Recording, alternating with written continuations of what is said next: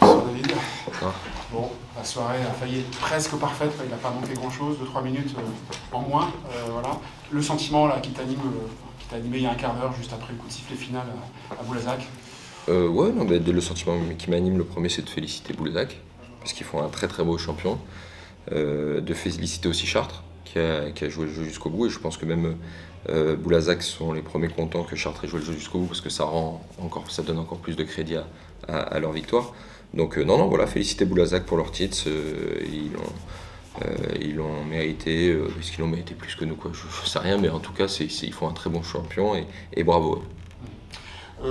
Un mot sur ce match, alors certes, Saint-Chamond avait plus grand-chose à jouer, pas tout donné, mais vous avez livré quand même une prestation XXL, quoi, 150 dévals, 64% à 3 points. Ouais, c'était un match très offensif, parce que c'est une très belle équipe offensive aussi, donc du coup ça rendait le match voilà, sur un aspect un peu relâché, rythmé, et donc voilà, on a fait des choses intéressantes offensivement, défensivement c'était pas incroyable, mais bon, aujourd'hui c'était pas le but premier. Le but, c'était notamment de faire jouer soit un nouveau joueur, soit des joueurs qui ont un petit peu moins de temps de jeu, mais qui vont en avoir peut-être plus dans les prochaines semaines. Jordan a joué 27 minutes, Thalys a joué 17, mais 12 à la mi-temps, je crois, Gaëtan 24, et ils ont plutôt rempli leur rôle. C'est rassurant pour la perspective des prochains matchs. Après Thalys 17, c'est son temps de jeu habituel, quoi. Ouais. Donc voilà, Jordan, oui, c'est normal parce qu'on l'intègre petit à petit, donc forcément chaque jour va être un peu mieux. On voit tout de suite que là-bas, avec 2-3 entraînements de plus, il y a plus de repères. Donc forcément, voilà, aujourd'hui, il fallait aussi, j'avais prévu de lui le laisser un peu plus pour gagner un peu de temps. Et donc plutôt rassuré sur sa capacité à apporter, quoi, notamment à la passe.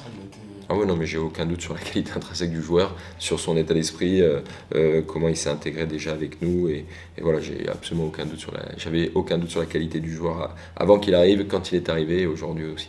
D'accord. Bon, maintenant il faut préparer la suite, hein, ça commence le 22. La semaine qui vient, ça va s'organiser comment Là, je leur ai laissé 3 jours parce qu'il faut se vider un peu la tête et l'esprit, les jambes pour refaire un peu de jus, de fraîcheur. Et puis après, voilà, repartir dans un combat, dans un format qui est intéressant. Les playoffs pour un joueur ou une équipe, c'est toujours un moment excitant. Je pense pour un public aussi. Et donc voilà, après on va essayer de savoir contre qui on joue parce que c'est très compliqué, c'est serré partout. Mais voilà, faire du jus, et on a une nouvelle possibilité de valider notre bonne saison. On va se battre à fond, mais on sait que ce sera difficile parce qu'il y aura des candidats redoutables. Je ressens ici, moi, les playoffs 2022, tu étais déjà au club, tu les avais vécus en tant qu'assistant coach, c'est ça Ouais. Quel souvenir? Alors, bien sûr, l'issue a été fabuleuse, quoi, mais c'est vraiment un mini-championnat, enfin, un mini-tournoi pour Oui, très c'est complètement particulier. différent parce que nous, je crois, de mémoire, on s'est retrouvés, on était tête de série numéro 5 et on s'est retrouvés avec l'avantage du terrain tout le temps. Donc tout le monde s'était emmêlé les pinceaux avant. Donc oui, c'est un championnat différent, une nouvelle dynamique. Après, qui sort d'une saison aussi plus longue, donc à quel niveau aussi de fraîcheur il va y avoir. Mais non, c'est les playoffs, comme je l'ai dit, que les playoffs NBA, les playoffs pro, tout ça, c'est playoffs, quoi. C'est quelque chose de différent et d'excitant. Quand on voit le public ce soir là, qui reste à la fin pour le match, etc., le fait de jouer, d'avoir l'avantage du terrain en 4 belles, ça va être aussi très important. Oui, c'est sûr qu'on préfère l'avoir que pas l'avoir. Après, il garantit rien. Le seul truc qu'il y a, c'est qu'on sent que ce public est derrière nous, qui nous donne beaucoup d'énergie. Ça fait un moment qu'on est invaincu ici et on veut continuer à l'être le plus longtemps possible. Et si on arrive à l'être jusqu'au bout, on peut avoir une belle surprise à la fin. Sans trahir tout ce que tu as dit, mais le message en vestiaire à la fin du match, c'était... De les féliciter, parce qu'on clôt un chapitre qui est réussi. Voilà, et de récupérer, de souffler, de se vider un peu la tête et d'être prêt à ouvrir une nouvelle page.